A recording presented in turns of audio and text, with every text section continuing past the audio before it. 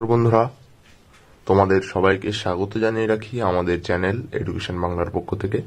আজকে WBH যে মাধ্যমিক মক টেস্ট পেপার পারুল প্রকাশনীর তরফ থেকে প্রকাশিত হয়েছে 2021 সালের জন্য, সেই তার বাংলা সেট 2 এর সমাধান আমরা সলভ করব। ওই সেট 2 বাংলার ক্ষেত্রে যেটা আছে, প্রথম সেটটা Bangla set 1 model question set 1 বাংলার, সেটা আমরা সলভ করেছি। সেটার যে ভিডিওটা, সেটা একটা প্লেলিস্ট আছে, সেই প্লেলিস্টের মধ্যে সব ভিডিও আছে। এই যে বই থেকে যেসব সমাধান আমরা করিয়েছি সব ভিডিও সেই প্লেলিস্টে আছে। সেই প্লেলিস্টটার লিঙ্ক ডেসক্রিপশনে আছে, সেখান থেকে গিয়ে মডেল কোশ্চেন সেট 1টার ভিডিও না দেখলে দেখে নিতে পারো। আর যদি দেখে দেখো, এইটা দেখো, ঠিক আছে? এটা হচ্ছে মডেল কোশ্চেন সেট 2 বাংলার জন্য। তো চলো শুরু করা যাক আজকের ভিডিও। সাবস্ক্রাইব করো এডুকেশন বাংলা চ্যানেলটি এবং পাশে থাকা বেল বাটনে প্রেস করে অল নোটিফিকেশন প্রেস করো আমাদের সমস্ত ভিডিওর নোটিফিকেশন সবার আগে পাওয়ার জন্য। এই হচ্ছে বাংলা মডেল কোশ্চেন সেট 2। তো এর সমাধান আমরা করব। তো তার আগে বলে রাখি, 2021 সালের মাধ্যমিক পরীক্ষার বিভিন্ন সাজেশন ওই প্লেলিস্ট, আলাদা একটা প্লেলিস্টে আছে। সেই প্লেলিস্টের লিঙ্ক কিন্তু ডেসক্রিপশনে এসে আছে, সেখান থেকে তোমরা দেখে নিতে পারো। সাজেস্টিভ যেসব কোশ্চেন আছে 2021 সালের মাধ্যমিকের জন্য খুব গুরুত্বপূর্ণ সেগুলো। তো চলো শুরু করা যাক। প্রথম যে প্রশ্নটা আছে, বহুরূপী গল্পে হরিদাকে প্রথম যে সাজে দেখা যায় তা হলো পুলিশ, বাইজি, পাগল নাকি কাবুলিওয়ালা। প্রথম যে সাজে দেখা গিয়েছিল, কিন্তু প্রথমটাকে এখানে উল্লেখ করতে হবে। প্রথম যে সাজে দেখা গিয়েছিল সেটা হচ্ছে পাগল। এরপর, দয়ার সাগর পরকে সেজে দিই, নিজে খাইনি। বক্তা হলেন অপূর্ব, রামদাস, জগদীশবাবু নাকি নিমাইবাবু। এই যে বলেছিলেন এটা দয়ার সাগর পরকে সেজে দিই নিজে খাইনি, এটা বলা হয়েছিল গিরিশ মহাপাত্রকে। এটা কে বলেছিলেন? জগদীশবাবু। গদাক। কই পর, লজ্জা কি, পর সবাই শুনি, কথাটা বলেছিলেন তপনের মা। তপনের মা তপনকে বলেছিলেন। তপনের লেখা যে গল্প সোনাতারা পত্রিকায় প্রকাশিত হয়েছিল সেটাকে সবাইকে পড়ে শোনানোর জন্য। এরপর, বজ্র শিখার মশাল জেলে আসছে সে হলো ভয়ঙ্কর, প্রলয়ঙ্কর, ক্ষেমঙ্কর নাকি তীর্থঙ্কর। বজ্র শিখার মশাল জেলে আসছে ভয়ঙ্কর, কদাক হবে সঠিক উত্তর। এরপর 1-5, ত্যাজ কিঙ্করীরে আজি। কিঙ্করী শব্দের অর্থ হলো কিন্নরী, সেবিকা, ললনা নাকি কিঙ্কিনী। কিঙ্করী শব্দের সঠিক যে অর্থ 1-5 খ, সেবিকা।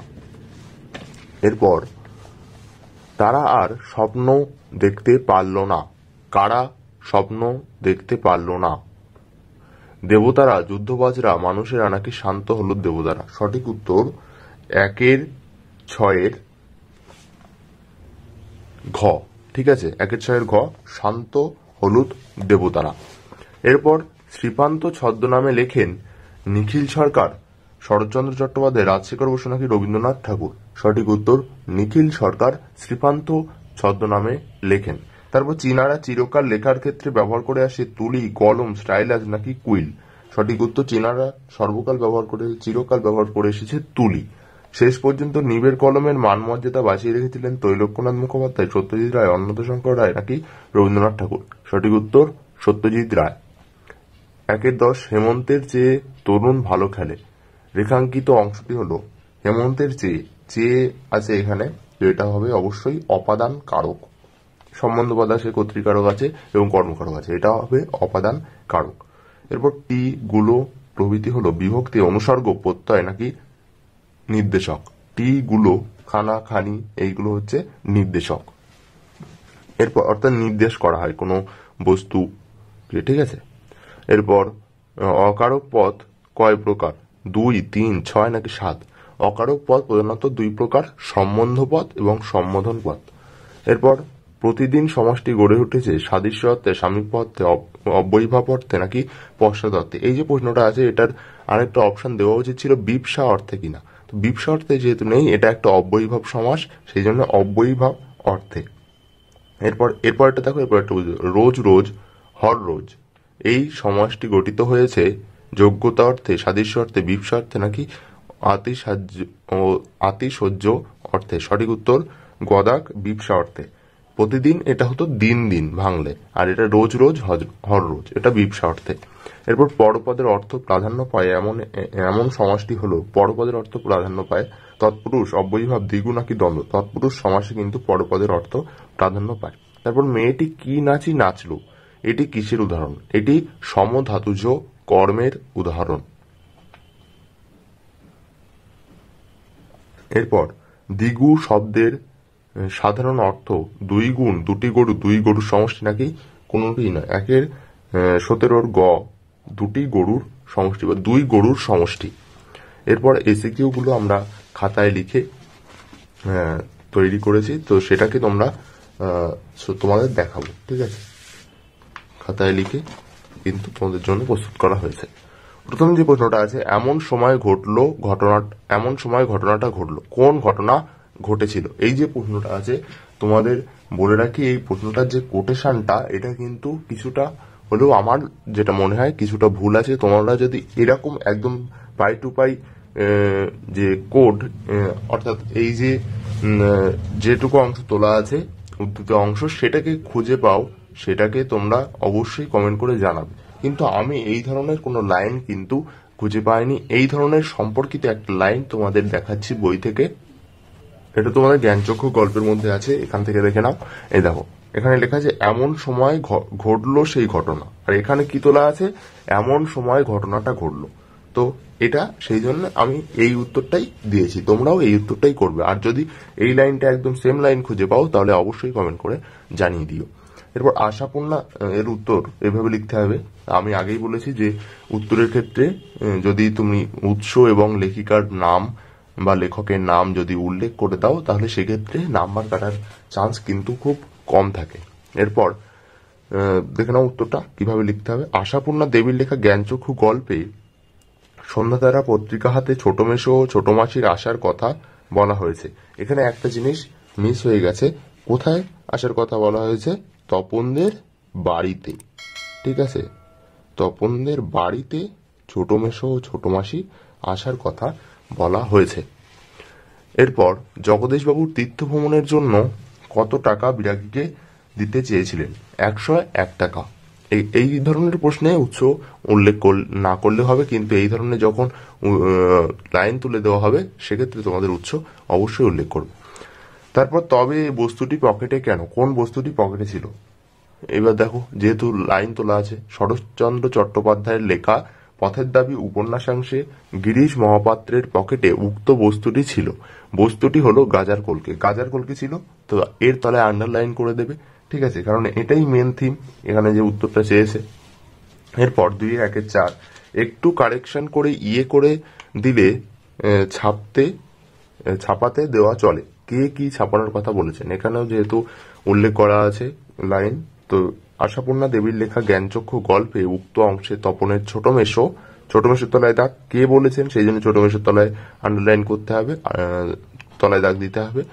এরপর তপনের লেখা গল্প, ছোট মেশো তপনের লেখা গল্প প্রথম দিনকে সন্ধ্যা তারা পত্রিকায় ছাপানোর কথা বলেছেন। এবার প্রথম দিন এর তলায় দাগ কেন? কি ছাপানোর কথা বলেছেন? তপনের লেখা গল্প প্রথম দিন। এরপর 2-1-5 সপ্তাহে বড়জোর একটা দিন বহুরূপী সেজে পথে বের হন হরিদা। বহুরূপী কাকে বলে? বহুরূপী, দেখো এর সংজ্ঞাটা, এটা উল্লেখ না করলে হবে যেহেতু সরাসরি প্রশ্ন করেছে বহুরূপী কাকে বলে। তো তোমাদের বইতে কিন্তু কোথাও যে গল্পটা আছে বহুরূপী গল্পটা কোথাও লেখা নেই যে বহুরূপী কাকে বলে। বহুরূপী হলো এক ধরনের লোকশিল্প যারা বিচিত্র সাজ ধরে জীবিকা নির্বাহ করে, ঠিক আছে? এই হলো গল্প অংশ থেকে যে এসিকিউ গুলো থাকে। এরপর আমরা কবিতা অংশের যে এসিকিউ সেইগুলোকে তোমাদের দেখাবো উত্তর কিভাবে লিখবে। এরপর প্রথম 2-1 কবিতা অংশ থেকে, আমাদের পথ নেই আর, তাহলে আমাদের করণীয় কি? শঙ্খ ঘোষের লেখা আয় আরো বেঁধে বেঁধে থাকি কবিতার উক্ত অংশটিতেই কবি বলেন আমাদের সমস্ত পথ বন্ধ হয়ে যাওয়ায় হাতে হাত রেখে সংঘবদ্ধ হতে বলেছেন, ঠিক আছে? এরপর বিদ্রুপ করছিলে ভীষণকে, কিভাবে বিদ্রুপ করেছিল? রবীন্দ্রনাথ ঠাকুর রচিত আফ্রিকা কবিতা থেকে নেওয়া আলোচ্য অংশে নবগঠিত আফ্রিকা মহাদেশ নিজের প্রতিকূলতার ছদ্মবেশে প্রাকৃতিক ভয়ঙ্করতা ও ভীষণতাকে বিদ্রুপ করেছিল, ঠিক আছে, এইটা লিখলে কিন্তু নাম্বার কাটার কোনো চান্স এখান থেকে তুমি যে এক্সামিনার আছে তাকে দিচ্ছ না। 2-3 কে কবে শুনেছে পুত্র ভাসে শিলা জলে, বক্তার এমন মন্তব্যের কারণ কি? মাইকেল মধুসূদন দত্তের লেখা অভিষেক কবিতায় উক্ত অংশে লঙ্কারাজ রাবণ জলে শিলা ভাষার অবাস্তবতার কথা বলেছেন। এই কথাটা বলেছেন রাবণ। কি প্রসঙ্গটা আমি আরো একটু বলে দিই যে তোমরা জানো যে রামচন্দ্র যখন লঙ্কায় যাচ্ছিলেন তখন বানর সেনা শিলা দিয়ে একটা সেতু তৈরি করেছিলেন এবং শিলাগুলো জলে ভাসছিল। ঠিক আছে, তো এই যে তোমরা জানো যে পাথর কোনোদিন জলে ভাসে, সেটাই এখানে বলেছেন যে রাবণ যে জলে শিলা ভাসার অবাস্তবতা যেটাকে বোঝানো হয়েছে। ঠিক আছে, জলে যে শিলা ভাসে না সেটাকেই মেনলি ফোকাস করা হয়েছে। এরপর ওরে স্তব্ধ চরাচর, চরাচর স্তব্ধ কেন? প্রলয়োল্লাস কবিতায় কবি কাজী নজরুল ইসলাম ধ্বংসের দেবতা প্রলয়ঙ্কর শিবের অট্টহাসির প্রচণ্ড শব্দে চরাচর অর্থাৎ গোটা পৃথিবী স্তব্ধ হয়েছে বলে মনে করেন।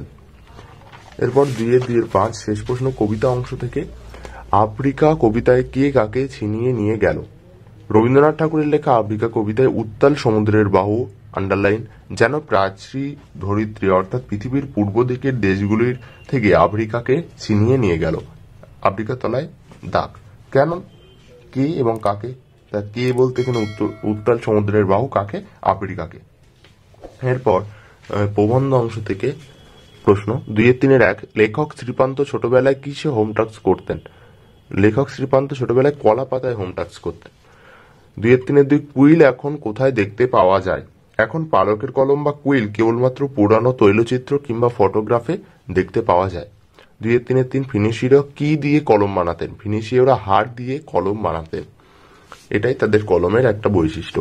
2-3-4 দুজন সাহিত্যিকের নাম করো যাদের নেশা ছিল ফাউন্টেন পেন সংগ্রহ করা। দুজন লেখক হচ্ছেন শরৎচন্দ্র চট্টোপাধ্যায় এবং শৈলজানন্দ মুখোপাধ্যায়।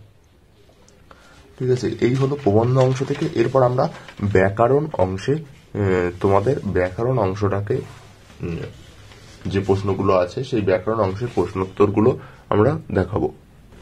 এই মডেল কোশ্চেন সেট 2 এর ব্যাকরণ অংশের প্রথম যে প্রশ্নটা আছে, শব্দ বিভক্তির একটি উদাহরণ দাও। শব্দ বিভক্তির একটি উদাহরণ, ভূতের ভয়ে অন্ধকারে আর গেলাম না।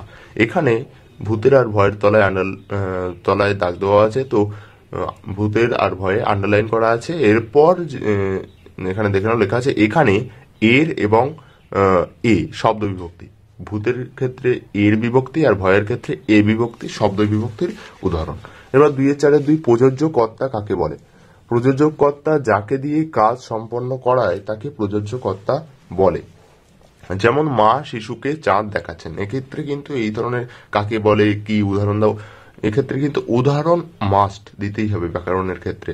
কাকে বলে সংজ্ঞা ছেলেই, নইলে কিন্তু পুরো নাম্বার পাওয়ার চান্স কম থেকে যায়।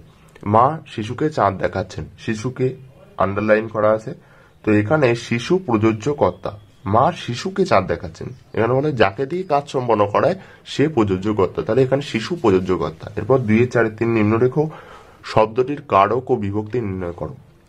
কহ দাসে লঙ্কার কুশল, কুশল আন্ডারলাইন করা, তো কুশল কহ দাসে লঙ্কার, তো ক্রিয়াকে যদি কি দিয়ে প্রশ্ন করা হয় তাহলে এর উত্তর পাওয়া যাচ্ছে। দেখো কহ দাসে লঙ্কার কি কুশল, ঠিক আছে, কি দিয়ে প্রশ্ন করলে সেটা হয় কর্মকারক, এবং কুশল দেখেই বোঝা যাচ্ছে কুশল একটা শব্দ, এর সঙ্গে কোনো বিভক্তি যুক্ত নেই, তার এটা শূন্য বিভক্তি। 2-4-4 চরণ কমলের ন্যায়, ব্যাসবাক্যটি সমাসবদ্ধ করে সমাসের নাম লেখো। চরণ কমলের ন্যায়, এটা হবে চরণ কমল, এটা কি সমাস? কর্মধারায় সমাস। ঠিক আছে, এরপর গৌড় অঙ্গ যাহার, ব্যাসবাক্যটি সমাসবদ্ধ করে সমাসের নাম লেখো। গৌড় অঙ্গ যাহার, গৌরাঙ্গ যাহার গৌরাঙ্গ, এটা কি সমাস? বহুব্রীহি সমাস, যেমন বিনা পানিতে যাহার বিনা পানি, তো ঠিক সেম গৌড় অঙ্গ যাহার গৌরাঙ্গ বহুব্রীহি সমাস। 2-4-6 নিত্য সমাসের ব্যাসবাক্য সহ উদাহরণ দাও। ব্যাসবাক্য অন্য যোগ, উদাহরণ হচ্ছে অন্য যোগ যুগান্তর, ঠিক আছে, এটা হচ্ছে একটা নিত্য সমাসের উদাহরণ। এরপর 2-4 অধিকরণ কারকে শূন্য বিভক্তির একটি উদাহরণ দাও। অধিকরণ কারকে সাধারণত এ, তে এই বিভক্তিগুলো হয়, ঠিক আছে। তো শূন্য বিভক্তির উদাহরণ একটা দেখে নাও। বাবা বাড়ি নেই। তো বাড়ি এখানে দেখো কোনো বিভক্তি যুক্ত নেই, তাহলে শূন্য বিভক্তি বাবা বাড়ি নেই। কোথায় নেই? বাড়ি। তো কোথায় দিয়ে প্রশ্ন করলে আমরা জানি অধিকরণ কারক হয়, তো এটা অধিকরণ কারক এবং শূন্য বিভক্তি। অকারক কাকে বলে? বাক্যে যেসব পদের সঙ্গে ক্রিয়ার কোনো সম্পর্ক থাকে না তাদের অকারক পদ বলে। যেমন একটা উদাহরণ, তুমি কি রাজার ছেলে? রাজার, এখানে সম্বন্ধপদ। রাজার যে শব্দটা আছে এটা সম্বন্ধপদ। তো যে অকারক আছে সেটা দুই প্রকারের, সম্বন্ধপদ এবং সম্বোধন পদ। এটা কিন্তু একটা অকারক পদের উদাহরণ। এরপর 2-4 অভাব অর্থে অব্যয়ীভাব সমাসের একটি উদাহরণ দাও। অভাব অর্থে মিলের অভাব, গড়মিল। 2-4 রূপক কর্মধারায় সমাস কাকে বলে? উদাহরণ দাও। রূপক কর্মধারায় সমাস সংজ্ঞা লিখতে হবে আর উদাহরণ দিতে হবে। যে কর্মধারায় সমাসে উপমেয় এবং উপমানের মধ্যে অভেদ কল্পনা করা হয় তাকে রূপক কর্মধারায় সমাস বলে। যেমন রোষ, রূপ, অনল, রোষানল, এই একটা উদাহরণ। রোষ, রূপ, অনল, রোষানল। এই হচ্ছে মডেল কোশ্চেন সেট 2 এর সমাধান আমরা করলাম আজকে।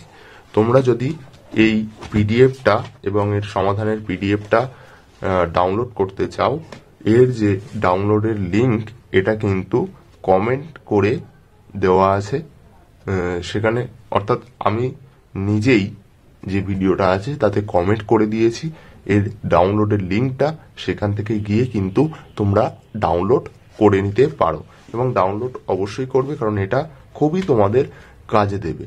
একেবারে সলভ করা ব্যাকরণ সহ, এসএকিউ সহ, সেই জন্যে তোমাদের খুব কাজে লাগবে। তো যদি ভিডিওটি ভালো লাগে অবশ্যই একটা লাইক করে দিও আর বন্ধুদের কাছে ভিডিওটা শেয়ার করে তাদের কাছেও এই ভিডিওটা পৌঁছে দাও। এবং যদি আমাদের চ্যানেলে প্রথমবার হও অবশ্যই সাবস্ক্রাইব করে রাখো, কারণ এই ধরনের গুরুত্বপূর্ণ ভিডিও আমরা আপলোড করতেই থাকি। তো এর পরের সেটগুলো পেতে সাবস্ক্রাইব করো এবং অবশ্যই কমেন্ট করে জানাও তোমরা যে এই বিষয়টাতে আগ্রহ প্রকাশ করছো সেটা। ভিডিওটাকে শেষ পর্যন্ত দেখার জন্য ধন্যবাদ। পরের ভিডিওগুলোতে তোমাদের স্বাগত জানাই দেখার জন্য, যে তোমরা আমাদের ভিডিওগুলো সাপোর্ট করবে, দেখবে, ঠিক আছে।